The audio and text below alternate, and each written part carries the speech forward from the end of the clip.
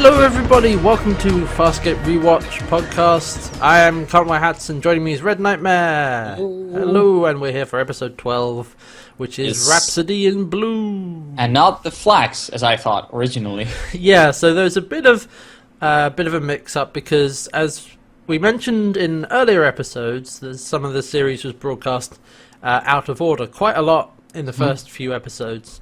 And this also gets translated to the DVD, which meant I initially watched the wrong episode. Yeah. Well, for next week, so you skipped ahead. Yeah. Naughty. I'll try to keep these two straight in my mind, not to mix those two up. So there are two episodes here. There's Rhapsody in Blue, which is the one we're talking about this week, and The Flax, which will be next week. And when they were broadcast in the US and UK, they were broadcast the other way around. It was The Flax first, and then Rhapsody in Blue.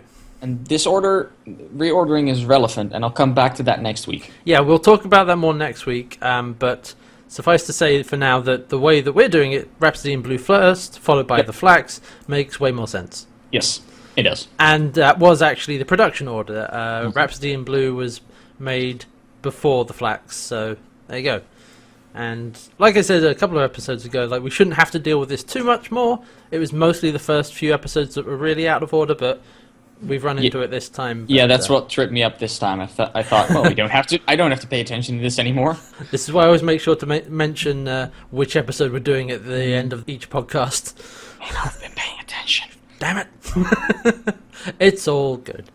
But yes, so this week we are talking about Rhapsody in Blue, and as you can probably guess, it's very heavily focused on Zhaan and the Delvians and all that kind of stuff, and there's some good stuff to talk about in here, I thought. Yep. I thought it was pretty good. But yeah, let's get into it. So, we actually start out with not Moya, not Delvians, not Zhaan. In fact, not even space. John is in bed with the lady having the sexy times. Yeah. Although it's very sort of TV PG sexy times when they're both pretty much fully clothed, just in bed. Well, not fully clothed. It's just, yeah. Nobody's showing anything compromising. Yeah, there you go. I think that's the way to put it. But he's in bed. But Crichton is in bed with his girlfriend Alex. And she's talking about she's taking a job at Stanford in the medical research program, and Crichton has taken his job at the space center, or the space program. So they're going to be Florida, I think. Yeah. So I don't know much about American geography, but they're apparently going to be on the opposite side of the continent. So that sounds bad. So when this scene started, I was like, is Crichton having a vision kind of thing? And then when he mentioned that I'm, just chosen to go to the space agency, okay, so he's remembering this. Yeah, and I do like this bit where they're like, oh, so we're two different sides of the countries, this is just not going to work. And like, the internet wasn't invented back then, was it? No, this was the late well, it was 99. But the internet as we know it today isn't a thing yet, where long distance relationships are pretty doable. Yeah, well, yeah, you couldn't exactly just hop onto Skype and say hello. I mean, we're doing this podcast from two different countries. Yeah, go internet. Yeah. Suck it, 1999. Woo! Woo! But yeah, so it looks like they're going to be split apart. I found it quite funny. It's like, we'll be on opposite sides of the continents. Like, yeah, now you're on opposite sides of the galaxy. Possibly. Yeah, they might not even be in the same galaxy. That's true. But I thought this is we haven't heard about Crichton having a girlfriend before, so clearly he's been working at the IASA, not NASA, at not NASA for a while, so they've clearly split up a while ago, but there you go.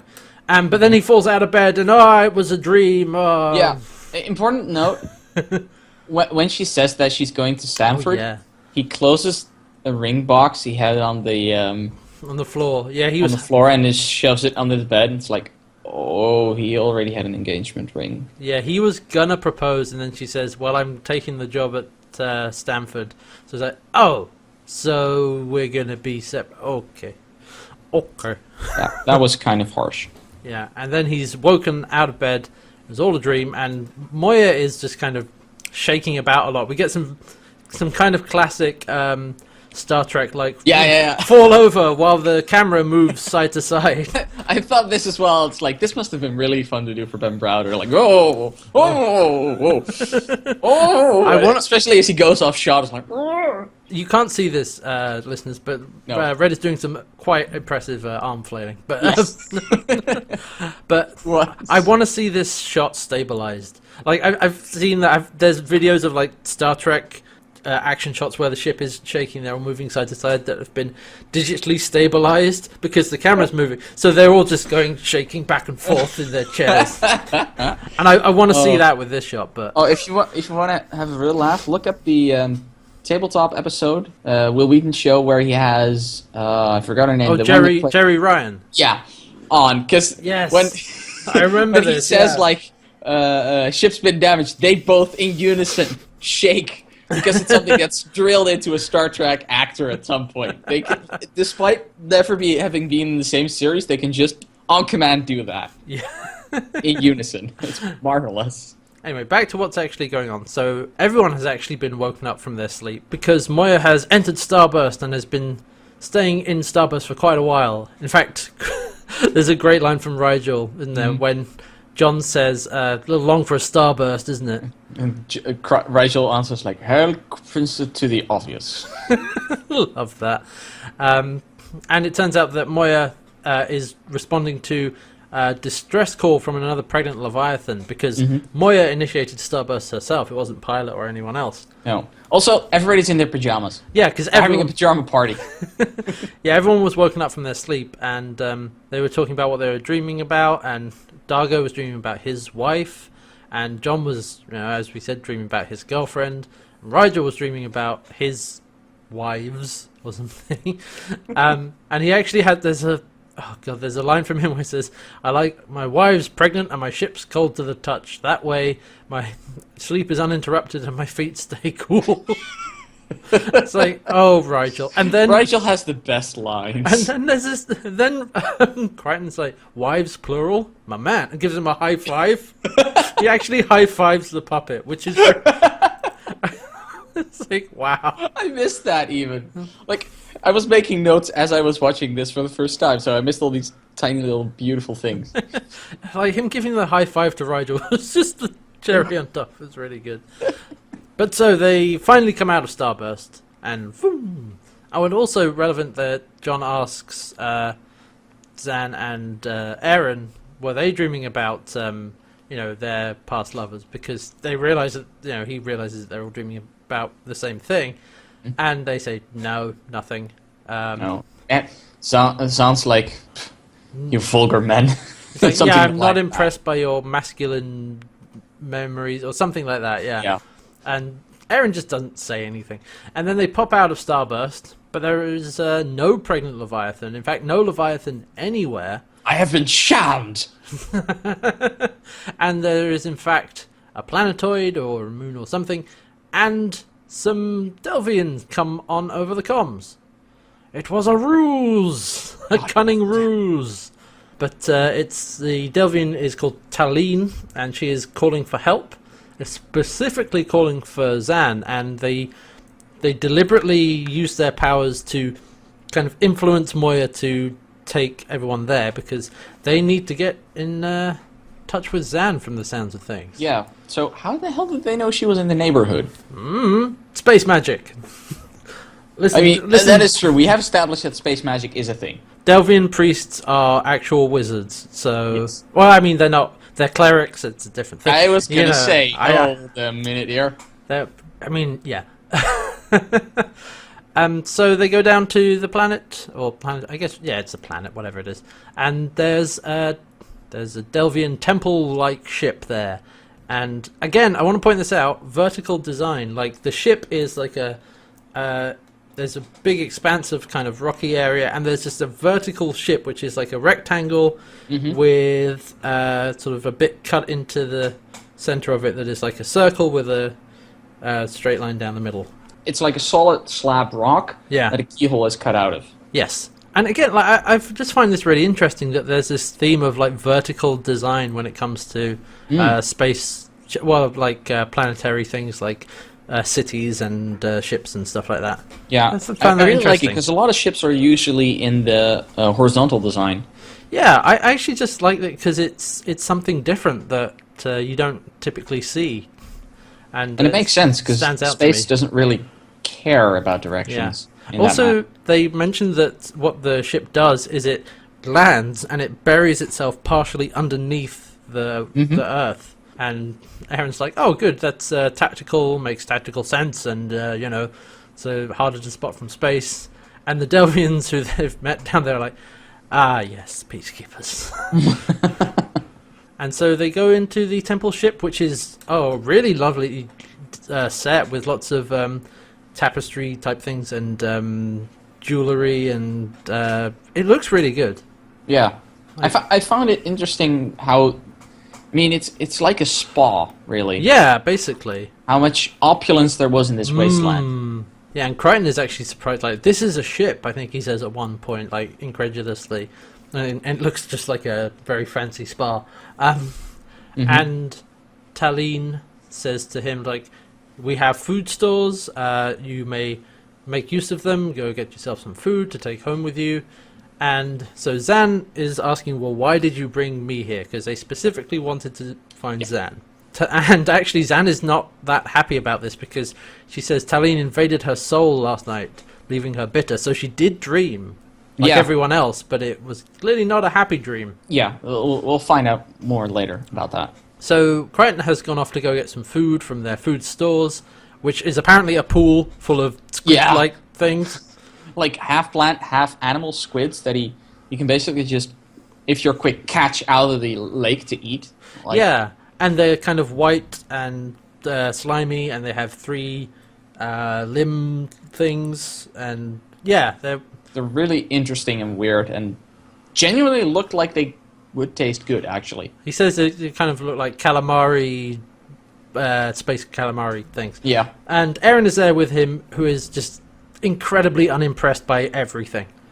And I really like her take on this, because what she says amounts to the effect of all these sophisticated and heavy air quotes people always think they're so much higher and mightier than the rest of us. Yeah, I think she says so many people mistake, it's not the exact word, but it's like theocracy or theocratical knowledge for power or for refinement. Yes, refinement. Which I thought, was interesting. Like, interesting take from her. Like basically, it boils down to these religious people are way up themselves. Yeah, that's kind of what she said, and I can see why she would think that, and in some ways she's right. Yeah, but Crichton is trying to get her to be, I don't know, more impressed with it, because he's obviously like impressed with everything. It's all new to him, and he's like, look at this, the squid thing, and this place, and it's also different and unique and amazing, and she's just not impressed. And he does concede it is also a little weird and a little crazy. And I like Erin's face here. Like, she doesn't say anything. It's just like, right? It's like, yeah.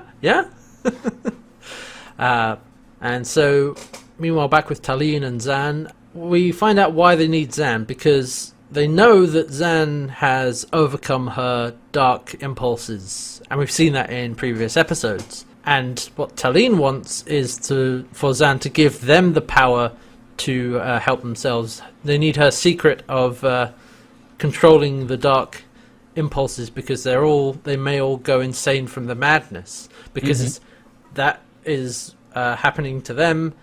And if they don't get control of it, they'll all go crazy. They'll go mad. Like her father, she mentions. Yeah, like her father, who they met earlier, who is an older Delvian he's got like a headdress on. John at one point, I think, either before or after this scene, briefly talks with him, and he's rambling, and parts of the things he says aren't part of the conversation that he's having with John. Also, he mistakes John for a peacekeeper. But Zhaan says, well, she doesn't know how she survived the early cycles of hatred. She's just, how did I do it? I don't know. I'm just amazed that I did. And Talene says, well, you did survive them, and offers her something in return. So she says, if you show me how to do that, then I will show you abilities beyond your comprehension. Like, could you be a little more specific? And she is. She is a bit more specific. Because she alters John's memory. Yeah, so Crichton is there still around the pool, and she gives Crichton sort of a flashback where he's looking into the sea after some bits and pieces, after some animals or whatever, and he's a young boy. And then she alters the memory so that he falls into the sea and starts to tread water and all that stuff. And gets dragged down with the creatures. Yeah, and he sort of comes to, it's like, the hell was that? And he's suddenly scared of the water. Yeah, and like, wow, she just messed with his head. And Zhaan tells Talene to put his memory back as it was. You stop that. Stab it. No. Stop acting like an adult, young lady.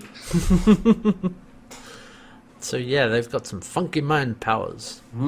Back on Moab, Dargo is doing his usual, I don't trust this, so we should leave bit. Because he senses, I sense Delvian trickery. Since they all have the same dreams. I like that Raja points out, well, mine was better than yours. And meanwhile, a man called Tuzak approaches Crichton. Meanwhile, Talene's father, who is called Tuzak, approaches Crichton. And actually, just quickly, Tuzak is played by a guy called Max Phipps. And yeah, he played the Toady in Mad Max 2, The Road Warrior. So there you go. And I get the feeling we'll see more people from Mad Max in something in with Farscape. Australia. Yeah.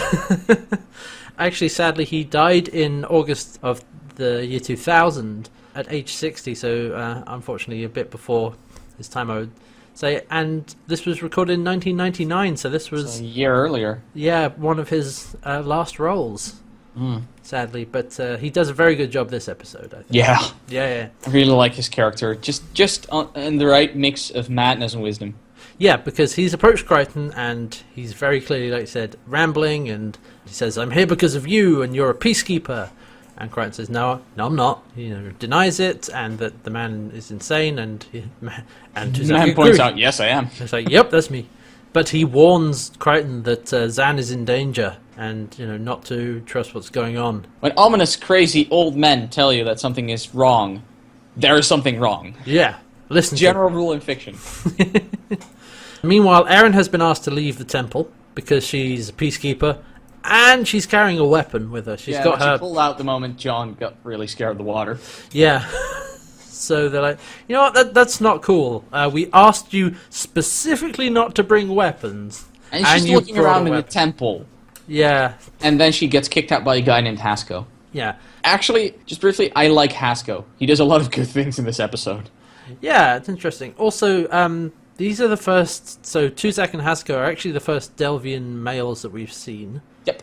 And they look broadly the same, blue makeup. And Hasko is kind of wearing a robe that's open right down to his waist, basically.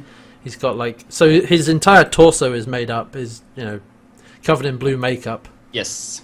And actually, I just want to quickly point out that, we're used to seeing, one Delvian. We're used to seeing Zhaan all the time. And then we see, quite a few more of them, and then you realize how long this episode must have taken to film, because you had to put them in makeup, and it would have taken hours for each of them. Oh, wow. I hadn't even realized that. Yeah. Because it took a long time. It takes There's at least 4 main talking roles in here and Delvians, and there's probably a few backup actors as well. And quite a few of the costumes have a bit, you have shoulders and arms and chest in the case of that guy, and I think the one who has the least makeup on is actually Tuzak. You just see his face and hands, really. Yeah.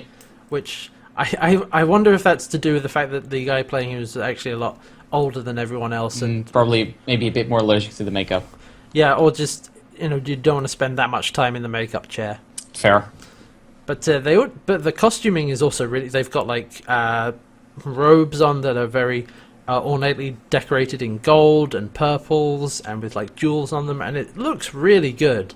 Yeah. The costuming and the makeup in this episode is really good, really strong. Yes. I really liked this look into what Delvians look like in a more everyday setting. Yeah, and some of them are bald, some of them aren't. Important part, not all Delvians are bald. In fact, the Delvian women have sort of silvery hair in sort of a perm coming out of the But yeah, it's really good, and I really like seeing more Delvians and all that kind of stuff. Yep. But I can see why they don't do it often, because sitting in makeup for that long, well, that must be a pain. Ugh. That's all I can say to it, really. So Erin has been kicked out of the temple, and Zhaan goes to ask Crichton to help her out with a decision. And she reveals that last night, yes, I did dream. Also of the last person she ever loved.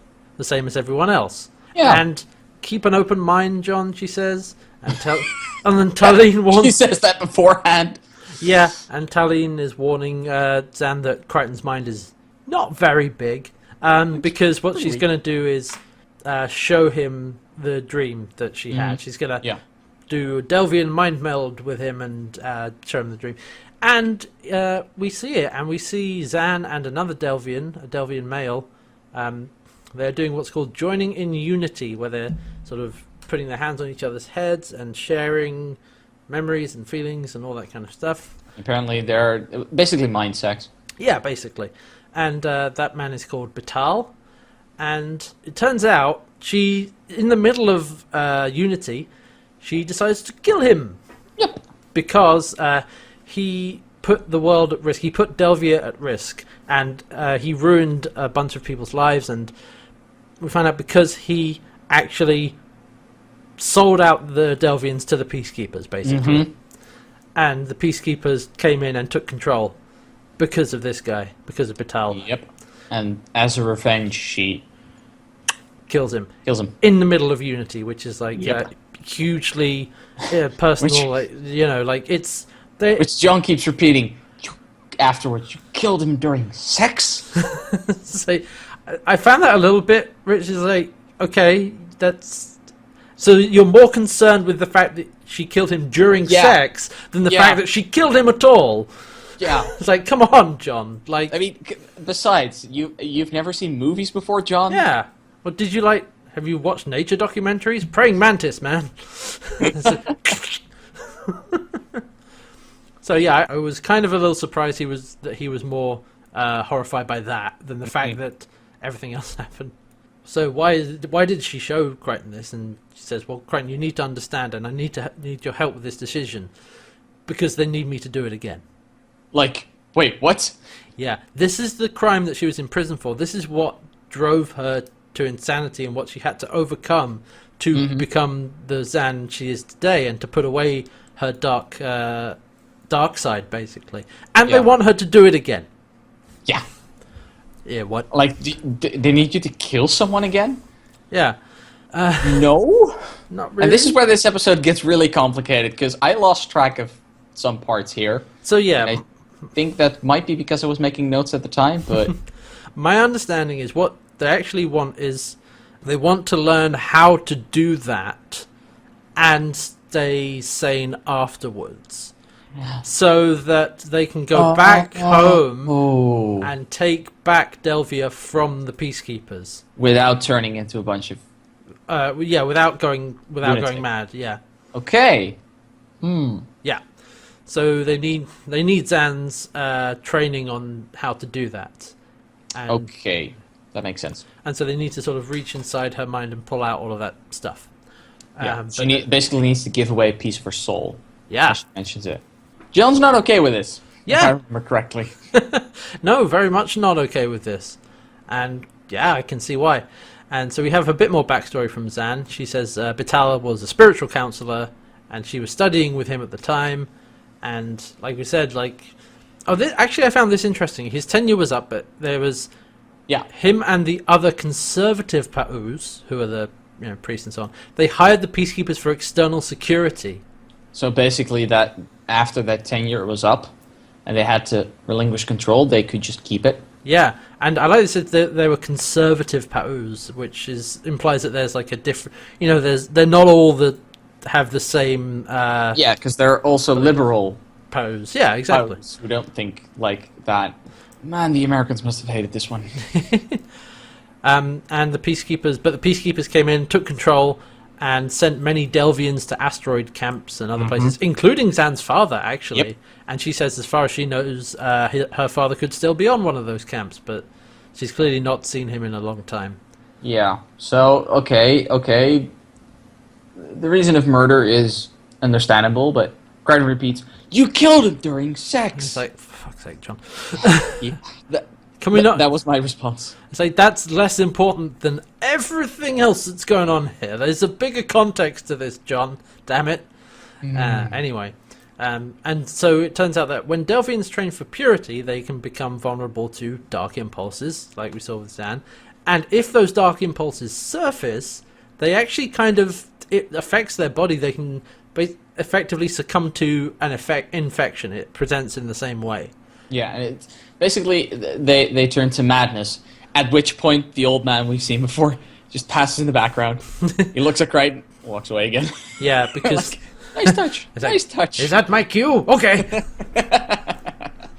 It's not subtle, but I liked it. Like, but yeah, that's I was exactly. like, yeah, I noticed that. It's exactly what happened to Tuzak. Like, he is not only mad, his body is also sort of deteriorating. He's got like skin rash, and that's all from giving into the dark impulses and so on. And so yeah, they want Zhaan to perform unity with Talene and share the part of her soul and take that part from her and figure out how to overcome it. And so also Talene doesn't want Eren and Dargo to come down to the planet to distract Zhaan. So they want everything to go okay. So they make them stay away, because at this point Dargo is sort of ready to go down there, and Eren wants to go back to get them out because something's up, and they just want to basically get Zhaan and leave.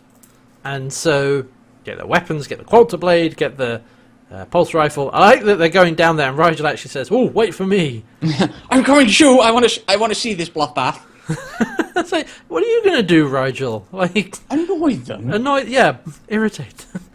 But Talene is gonna put a stop to this because she doesn't want them to come down. So she gets Hasko and another Delphian called Lorana to distract them, to mess with their minds like they messed with John's mind earlier.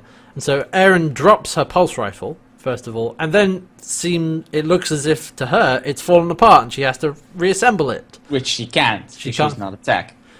Okay, I found this. Okay, so my reading of this is that they also messed with her head so much that she couldn't reassemble it. No, that's true, actually. I noticed that, because later on she finds that she doesn't understand any of the controls of the ship as well. Yeah, because, okay, so Eren's not a tech, she's a soldier, but even today, soldiers need to know how to field strip a rifle. That is true. And right. I would be very surprised if Eren did not know how to rebuild her pulse rifle. Even if she doesn't understand how it works, she can just put these bits back together in this order.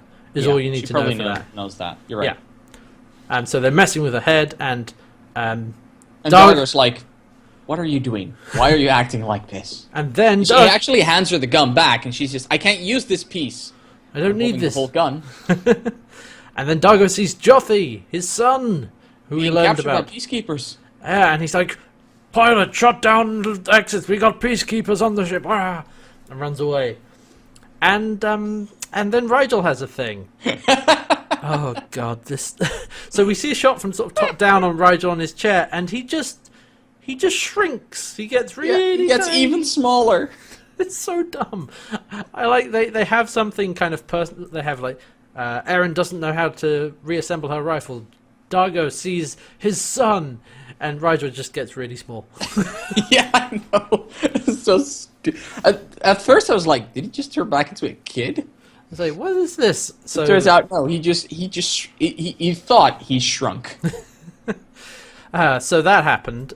Also, John has been influenced as well because... Yeah. Oh, actually, I'd like to jump back a little bit because when Talene gives Lorana and Hasko these orders to mess with their minds... Oh, yeah. Hasko actually says to Lorana, "Is this what your children are? How you're going to treat your children as well?" Yeah, because Talene says, "Distract them as you would a child." Yeah. And it's like, well, would you... Yes, and you're right. Yeah, Hasko says to Lorana, like, yeah, would you do this to your own children? And, He's the voice of reason in this episode. He is a little bit, yeah. But then we find out what's been happening to John, because he's not all there himself, because he's seeing, Alex. Alex, the woman that we've that's been in the series the entire Right? time. Yeah. She was with him in the module. Right? She was his co-pilot. Yeah, it's wife even. She actually took the job at the space agency. She was there the whole time. Because she was qualified for that instead of being a doctor. Like, I don't know. And so yeah, John is obviously very surprised because suddenly she's there for no reason. and he's like, "Who are you? I mean, I know you're supposed to be, but Who are you? And then his memories are influenced, and he remembers how they got married, and he remembers how she went with him to the space station, as she's also telling him this. Yeah, and like, I'm your co-pilot, and then he remembers them taking a photo, both in their space, in their IASA uniforms, and they're like, they're not NASA uniforms. They're not NASA uniforms. And yeah, so he's being distracted with a memory of thinking that he's seeing Alex. I mean, basically just Alex being here. But she's kind of like Alex is like the self-insert fanfic character who was there all along. Oh God, yes. It's like it's also kind of weird because this is the first we've actually heard about Alex at all in the whole series. I would have expected something in the first episode, but I guess not.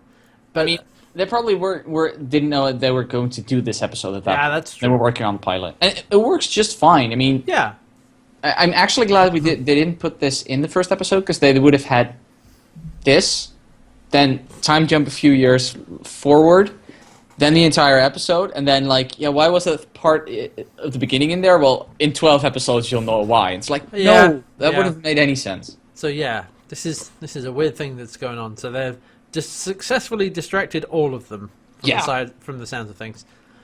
And I mean, to go on a sidetrack here, I really like this episode because it shows how it kind of talks about how malleable memories actually are. Because there's this. If you ever want to read a book about this, there's an amazing book called The Invisible Gorilla. I've really liked this book because it talks a lot about everyday illusions that we experience during our daily lives. It's named after one of the illusions, that is the illusion of attention. That we think that if something completely out of the ordinary shows up, we'd see it. With the popular gorilla experiment, where there's a gorilla in the scene where you're supposed to count ball bounces. And nobody notices. Like 50% of people don't notice it. Like the gorilla comes on, claps his chest, and then disappears, and like 50% just doesn't see it because their attention is on the ball and not on the gorilla that just pops up out of nowhere, having no reason to be there. Yeah, and it's not so much about the fact that you don't see the gorilla; it's about the fact that we all think we would see the gorilla. But there's also illusion about memory, in that we think our memories are way more accurate than they actually are. That's why, like, you can very easily mix things up and be convinced that you saw so-and-so at this place, when in fact you're thinking of, years ago at a different venue, with someone else. And that's also kind of why eyewitness testimony is not the best evidence. No, because, I mean, one of the examples they give is a shooting happening, and the husband and wife calling, and they can't get through, and they call like a minute or two later, and already at that point their testimonies start differentiating enormously. One of them says that the person was actually blonde, the other says black haired, and it's like 5 minutes later in a stress situation. You'd think they'd remember better, but they don't. And so you can mess with memories very easily. This is actually not that hard to do when you think about it. But these people have magic space powers, so that makes it things even easier. Yes. Also, something I want to point out, I didn't notice this straight away, but on paying closer attention, the actress playing Alex has heterochromia. One of her left eye is blue, and her right eye is hazel. Oh, I didn't even notice that. Yeah, I only noticed it on the close-ups, but I thought that was interesting. I thought that was just a thing you don't see very often. No, because it's red genetic. But the actress playing Alex is called Darlene Vogel. But you might recognize her from Back to the Future 2, funnily enough. She was a member of Griff Tannen, the future Biff guy. Yeah, his gang. She's one of his gang. Yep.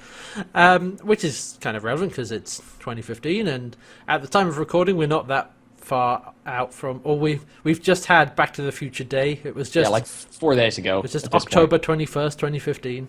Anyway, back to what's been actually going on.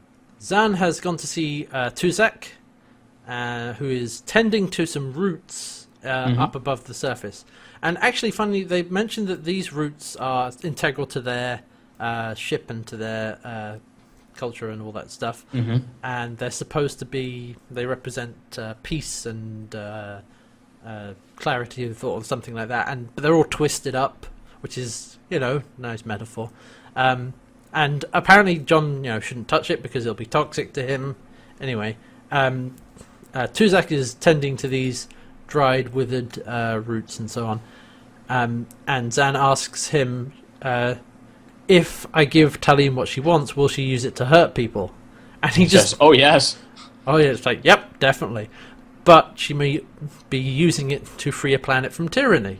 So, yeah, no easy decision here. Like, it's not black and white, really. Nope. It's like, yes, she would use its power to hurt people, but to take something back from tyranny. Again, it's like, which evil do you choose? I was going to say, that actually reminded me of that old black magic. Yeah. Yeah, which evil do you release? So Zhaan agrees to unity with Taline, and she says she only wants a small seed to learn to control herself. So they don't, not going to take too much, and then they join in unity. So this is a cool shot. Oh god, these effects are so awesome. So they're standing they're standing opposite each other. We see them from the side, and they put their hands on each other's heads, put their heads together, and then there's a backdrop of some sort of panels with some inlaid designs on them behind them, and then this blue light comes out from them. The panels fade away and fall backwards into what seems like open space or something. Yeah, and it's not like that's actually happening around them. It's like an effect of they're entering into unity with each other. And then we have a shot basically of what you get is a blue kind of background, and you have their two head and down to kind of like their neck is visible, and they're naked. They're not not wearing any clothes on that, and they sort of phase through each other so that their heads are facing opposite directions, but they're right next to... They're almost inside of each other. Yeah, the way they edited this, it looks like basically their faces go nose to nose, go through each other, and then stop about where at the point where their two back of the heads form one head with with a face on each side. Yes, exactly. So I want to talk about this because I looked this up. This reminded me very heavily, and in fact this is a good way to visualize it if you know about this, is of the Roman god Janus, who's typically depicted with that head with a face on both sides, and is the god of beginnings and transitions and gates and doorways and stuff. So I thought, okay, that's interesting. Maybe that's just like a coincidence. And then I looked up what he's actually part of what he can symbolize. So he's a god of beginnings and passages, for one thing. Okay. Also the god of change and time. Janus. So this is a passage from Wikipedia, but Janus frequently symbolized change and transition, such as the progress of future to past, from one condition to another, from one vision to another, and young people's growth to adulthood. Ah, that's a nice description of what's happening here. Exactly. So I looked that up and I was like, wow, that's actually really appropriate to this whole episode. Like the progress of future to past, transitions, changing from one to the other. And I don't know if this was intentional. I want to believe it is, because it would be a very direct reference if it was, and that would be really cool. It could very easily be a coincidence because of the way they chose to depict unity, but I thought that was like intentional or not. That's actually a really cool illusion, and an allusion, I should say, not an illusion. But yeah, and he has jurisdiction over beginnings, and he also here's another one. He represents the middle ground between barbarism and civilization. So okay, that has to be a reference. It's impossible if they didn't. I can't find any information about whether it is or not. But I would, if it turned out it was true, I would not be surprised. I mean, this is probably the same thing as with Namtar and Mangala. Those references were also subtle, but just too good not to be true. Well, not really, because John literally calls him Mengele. Okay, fair. Also, something we didn't mention last time, Namtar is Ratman spelled backwards. Yeah. Someone pointed that out to us, and we're like, oh, we're dumb. We're dumb. Like, oh, crap. But anyway, yeah, whether or not the Janus reference is deliberate, it's really cool either way. So, back to what's going on. They're having unity. We've got Talim and Zhaan. In my mind to your mind, my thoughts to your thoughts. Our minds are one. Delvian mind meld. But the joining the unity is causing both of them pain, and Talim says what Zhaan achieved will take me too long to master on her own, and just goes crunch, rips it out. I'll take all that knowledge, just not a seed, thank you. Yes, no, Yoink. I'll take that as well, yes. Oh, that's nice. That'll look nice on the nice on the mantelpiece, and just because I'm asking, would you also take that? Hoppa! Yeah. And so, yeah, Zhaan, she just ripped it straight out of Zhaan, and Zhaan's eyes have gone red, and she's gone mad. Ah, no. Yeah, because we see her eyes going from blue to red, and her collapsing, and I'm like, oh no. Oh, shit. Oh no, is that basically the last line of defense against Dark Zhaan just fading? And it is, because Dark Zhaan is out. Mm-hmm. And because Crichton goes to her, and she says her dark impulses are released, and she's Virginia Hay does a really good job this episode. She acts completely differently as Dark Zhaan. Less restrained, mostly. That's the thing that I noticed the most. Yeah. She's a lot more. She seems more impulsive, not just completely mad and just tearing people's throats out or anything. Just a lot more impulsive and a lot. I mean, there's still parts of Zhaan in there, but. Yeah, and so Talim ripped out Zhaan's ability to control the dark impulses, and so, but then, oh god, this scene, when Crichton says, okay, you've overcome it before, you can do it again, and Zhaan just lashes out at him and hurts him, and says, it took me 17 cycles to do that. I don't have the strength to do it again. And we've heard her mention that she didn't think she could do it again, but not that it took her 17 years to make it happen. It's like, oh, okay, now that makes a lot more sense why you don't think you can do it again.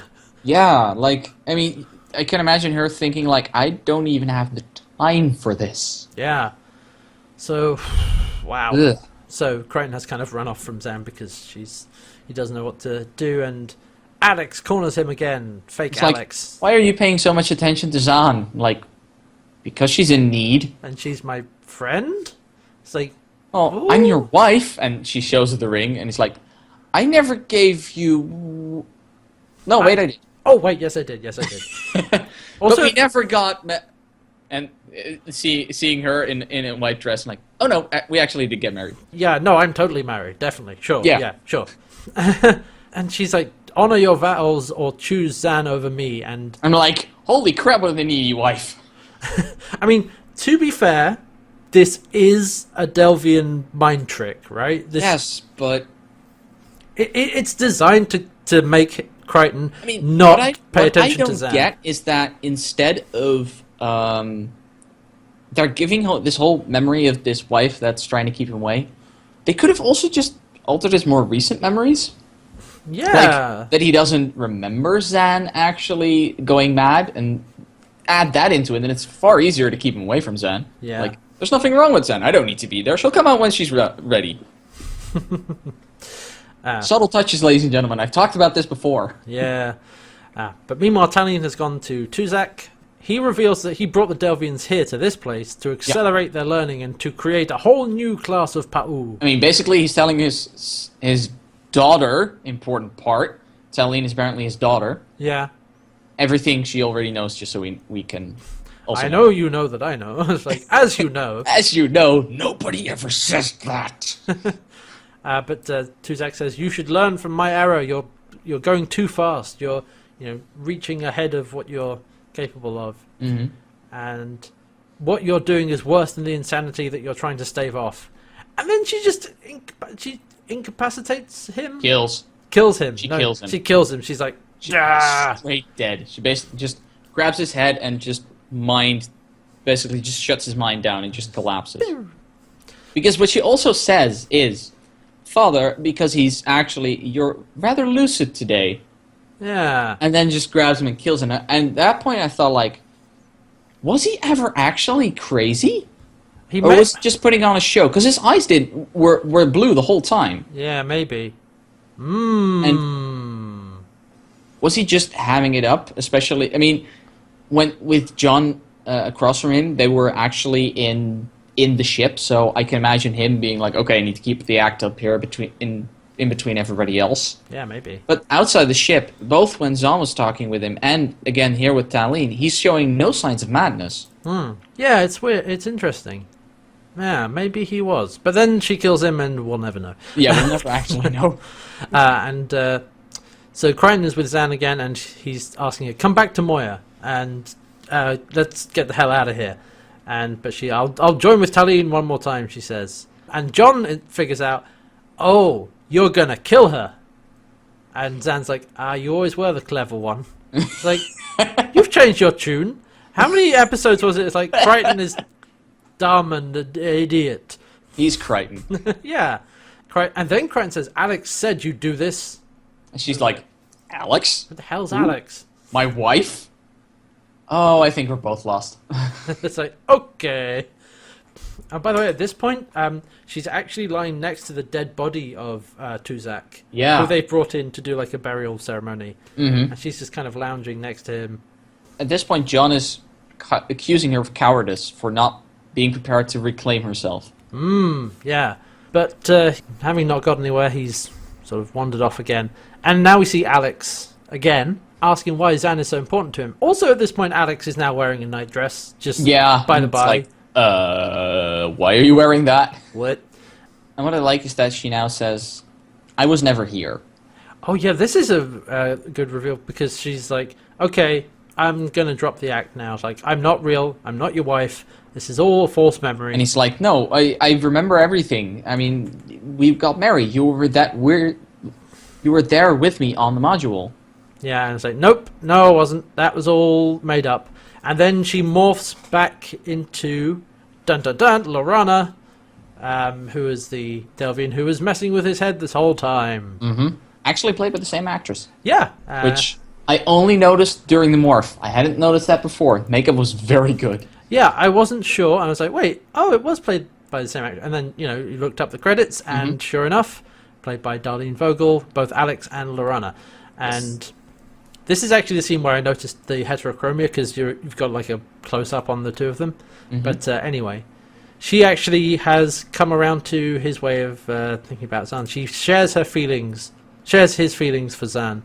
And yeah, because apparently, while she was digging around in his mind, altering memories, she apparently saw something. Well, she saw Crichton's memories of Zhaan. Oh, that was it. Yeah, and the person that she has become, and the person that she was before she succumbed to the madness, and she realizes that we need that person back, and he can show Zhaan the same thing. But it would require him taking a risk. Meanwhile, Hasko, the male Delvian, has got back on the comms to Dargo, Eren, and Rigel, who are all back on Moya. And he's basically released them from his mind controls. Like, okay, you're fine. Look, you guys, please don't come charging down with weapons. I've given you your memories proper back, but please don't do that, because we need to solve this internally. And Dargo's like, you've got 2 arms. Then we're going to come in all guns blazing, basically. And I like that Hasko's like, okay. Fair enough. He's like, fair. At this point, yes, you're right, we should have... Okay. So back down on the planet, Lorana is telling Talene that you're wrong, you're going about this the wrong way, and such. And then she also says, if you think I'm so simple... Because Talene says, no, you're so young and so simple, and you're wrong. He says, well, if you think that, why did you have unity with me a while previously? And he says, well, because you were easy and pleasurable. It's like, oh, shit. Also, and you wouldn't dig down deep enough. Yeah, it's like, oh. Actually, so she was a quick shag and gone. No, and actually, interestingly, that's actually been a plot thread that we haven't talked about, because apparently Lorana and Hasko used to be together. Yeah. And Lorana basically dumped him for Talene. Yeah. And which also puts that, would you do this to your children? Yes, of course. A bit more into perspective. Right, yeah, you're right. But then Lorana says that Crichton and Zhaan are attempting to leave, so you have to go stop them. Ha ha ha ha. So Talene runs away. Yeah. And fell for the trap. Because, no, Zhaan wasn't leaving. Zhaan actually showed up at the melding altar. Yeah, the joining altar. Yeah. And John's there. She's like, where's Talene? And now John does one of my favorite lines, like, the role of Talene will be played today by John Crichton. And Zhaan is dismissive, like, you want to perform Unity with me? Like you, Crichton, with the tiny brain? Yeah. Are you crazy? I'd probably crush you. And it's like, yeah, you probably would, but you can protect me. And she's curious enough about this to give it a shot. No. She leaves. Oh, right. She walks away, and then John's like, oh, yeah. Oh, yeah. And then she's like, she turns around like, uh-oh. You what, mate? You what? Following up, slight sub-theme with Back to the Future. Nobody calls me chicken. I like his line because he does the whole... And he actually says, did your translator microbes handle that? Yeah. Because I was expecting her to turn around and just be like, what are you doing? Yeah. But apparently the microbes translated that he was calling her a coward. Yeah. She's like, oh, And I like that when he says, did your translator microbes get that? He says that with a grin on his face. So yeah, she's going to perform Unity with him. So she grabs his head, like just yanks it, and it's like, right, let's do this. Bonk. And again, we see the graphic of the wall basically falling apart into space. Yep. And we have the two heads phasing through each other again, with Crichton and Zhaan. And Crichton's like, it's like, oh, wow, it's like 10 years of great sex all at once. It's like, whoa. Well, Crichton's spoiled for the rest of his life. It's like, yeah, well, this is going to make things awkward. But they're also experiencing each other's emotions and feelings and so on. And Zhaan dark says, side. Yeah, don't absorb any of my rage, Zhaan says. Yeah. But then Crichton shows Zhaan how he sees her. The gentle Pa'u, who's, friend to all living beings, and try to be that person again. Yeah, build out from what I remember of you, and build yourself up from that. Use that as basically a scaffold to build up the rest. Yeah, and I think that's important. It's like, it's very easy to get wrapped up in how you see yourself and not realize how others see you. And John, shows that to her, and it kicks her back into realizing what she's done and who she has become now. Yeah, who she is. Yeah, and so they break, and she's kind of collapsing because she's trying to fight the madness. And I like how that's reflected with her eyes shifting back and forth between red and blue. Yeah, because when the madness is on them, they have the red eyes, which I think for the most part are probably like red contacts. Mm-hmm. And Talene has them at this point as well. Yeah, after killing her father, apparently she wasn't capable of staving off the madness completely. Yeah, but in this scene, they actually are like, there's a digital effect because they fade between blue and red. Yeah. And Crichton is cradling Zhaan in his arms, and she kind of passes out briefly, closes her eyes, and then when she opens them, her eyes are blue. And, hey, she's back! Woo! Woo! And yeah, she's able to thank him for saving her. Cut to Crichton chopping a tree in half. Yes! He's basically taking an axe. I don't know where he got that, but taking an axe to their life, the tree that is integral part of their ship. Their sacred. This part got me confused. Their sacred tree, like it's sacred to them. That's basically what. Yeah, but it also seems to be affecting the ship because it shakes at some point once he's about halfway through. I'm like, maybe it's kind of like more in that it's a living part of a ship that is transmitting things through it. That he's now basically murdering. Yeah, cutting in half. Basically to get everyone to come there. And he's angry because he can't remember, and it's like, I don't remember. But then Zhaan says, details of another's mind fade after Unity and all that. Oh yeah, because he doesn't remember the details of the melding. Yeah, but the essence remains. And then Talene runs in and is like, I'll destroy your mind. And she goes to, whoa, do psychic powers to him. And he's like, oh no. But then he's fine because Zhaan blocks her with counterspell. Yeah. And he's like, what? How? That's not possible. How can you? Impossible.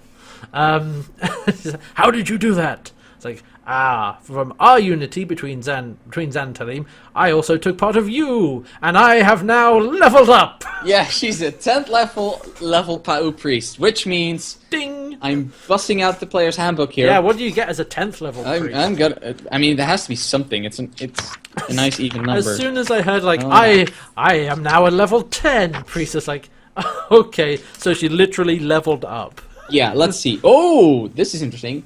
Nothing very interesting. I mean, a few more spells. A new cantrip, which is basically a spell she can use whenever she wants. But she also has divine intervention. Wait a minute. And I'm going to see what that means. I think she just did that. Possibly. Let me see. Where is divine intervention? Beginning at level 10, you can call on your deity to intervene on your behalf when your need is great. I'm gonna say that's what she cast to stop Taline from messing with Crichton's Yeah, mind. and I think the DM was quite nice because apparently you can basically ask your deity for a lot of things, and the DM decides if it works or not. It's like, sure, that happens. Yeah, so she can only do it once a week, so we might not be seeing it in the next few episodes, but... I just like that she was like, I literally leveled up. She's like, she was that close to saying I leveled up. Yeah, she said, I'm a 10th level Power Priest now, and I'm like, yes, we're gonna bust out the book again! Like, the first thought went through my mind was like, ding! Level up. The first thought that went to my mind was, da-da-da-da-da-da-da-da. And I don't even play Final Fantasy. But it's all over. And with her father gone, you need to tend the orchard because you're going to go mad. Yeah. So so you know. Good job. Well done. And that's it. They leave. And, I forgot to mention this, but with all the costuming and so on, while they've been down there, Zhaan has been wearing Pa'u's robes, like proper, like ornament, or like ornately designed with gold inlay around them and rich sort of purples as a proper Pa'u, and she leaves them behind, saying she's no longer worthy of them, and goes back to her usual kind of shawl with sort of like rough grey texture and undershirt and all that. I'm like, you just leveled up. Why are you giving up your class? Yeah. What are you going to become? A second bard? But she says, I'll be a Pa'u again someday, but not today. And Grant's like, it's kind of a shame to waste those years of training. But she says they were hardly wasted and they were the best cycles of her life. Yeah. And she walks out of the thing, and that's the end of the episode. And I'm like, yep.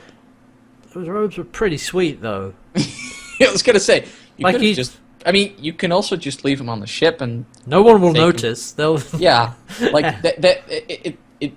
probably wouldn't mind.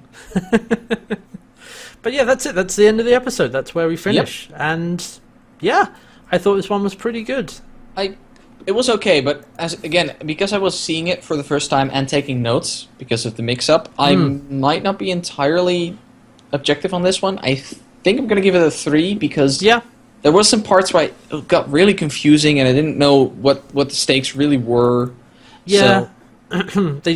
There was quite a lot. I think it's partly because they had to do quite a lot of, I guess, world building in regards to not only Delvian, like the Delvian situation, like with their planet and the Peacekeepers, but also how Delvian magic works. Yeah. And how their Pa'u powers and unity and all that stuff. There was a lot they were trying to fit in, which I think they did reasonably well, but it did mean you were left kind of a bit confused at some points. Yes. So yeah, but I thought you had some really great things from a really good performance from Virginia Hay as doing Dark Zhaan and bringing all that out. That was really good. I actually quite liked how not over the top evil Zhaan was. Yeah. She could just have been very much "Muhaha, I am evil." She was actually kind of just, like you said, a bit more what's the word? Impulsive and a little bit flirty as well. Yeah, and and as I said, I like that the core of Zhaan, her memories, her part of her personality, her values, even were still in there. Just the way she expressed them changed. Yeah, which is a really nice way of doing that, rather than just be like, right, my alignment has shifted now to evil. Yeah, I will and therefore. I'm just going to murder everybody. I shall start punching babies immediately. Find me a baby to punch. Also, while you're at it, I need a few puppies to kick around. Yeah, no, it was really well done, and she did a really good job. And other than that, like I said, I really liked the costuming was really excellent, and you had all the makeup on all the like 4 or 5 different Delvians, and the set design was really good. Basically, this was mostly Zhaan's episode. Also, you got some good stuff from Crichton. Mm-hmm. So this was kind of like Virginia Hay and Ben Browder's episode, really. Yeah. Everyone else didn't have a whole lot to do. No. I mean, Aaron got a bit to do at the beginning of the episode. Yeah. But mostly the rest of the cast was off-scene. Yeah, they were, back on Moyle trying to get in. And we did have some great Rigel moments, like yes, all hail Prince of the Obvious, and I recommend you go back and watch that scene, by the way, Red, because the high five that he gives to Rigel is hilarious. I am going to look that one up. But yeah, I would say 3 out of 5 seems about right to me, and FarscapeWorld.com agrees with you. They give it 3 out of 5. We're still on the level here, like I'm still agreeing with them. Why is it? I'm part of the average. I don't want to be part of the average. Yeah, there we go. And we got some backstory or some more world building about the Delvians are apparently under Peacekeeper control. And I don't know if that'll come up again. Maybe it will. Maybe it won't. Who knows? Peacekeepers are just kind of a bunch of dicks anyway. Yeah. Peacekeepers are assholes. Trust me. They'll come up next episode as well. Yeah. Next week, we'll be watching the episode The Flags. Yeah. In which Zhaan and Aaron go off for a little flight and get caught in something. Sorry, I felt like hijacking that part because I actually know what happens. Yeah, because owing to a clerical error, you may have already seen this episode. Anyway, that's what we'll be doing next week. Episode called The Flax. And yeah, we'll be back for that. In the meantime, thank you everyone for listening. And if you want to support this podcast, you can do so at the Can't Wear Hats Patreon. That's patreon.com/can'twearhats, which supports this podcast and live streams on Twitch and other projects yet to come. And if you want to get in touch, you can leave us a comment on the YouTube page with the VODs for this, which is, again, Can't Wear Hats on YouTube, or you can find us on Twitter. I am at Can't Wear Hats, and Red is at Fedorkin Entry. Yes. And so, do let us know what you think, and if you agree, disagree, dunno. Want to write a nice letter. If you are able to... I know, if anyone has any more information about whether or not that allusion to Janice was deliberate or not, I would love to know. I haven't been able to find any, but I really hope it is. I really hope it's deliberate. Anyway. I'm pretty sure it is. Yeah. It's too close not to be a coincidence. We may find out yet. But like I said, next week will be the Flax. And that's it from us this week. Thank you everyone for listening, and we'll see you soon. Goodbye.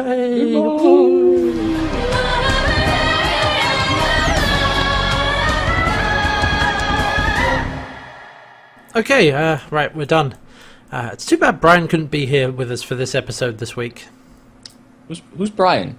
Oh, our co-host. He also does the editing. I'm going to send it off to him once we wrap up here. Who are you talking about? Oh, that's going to be a rude awakening for you. Brian?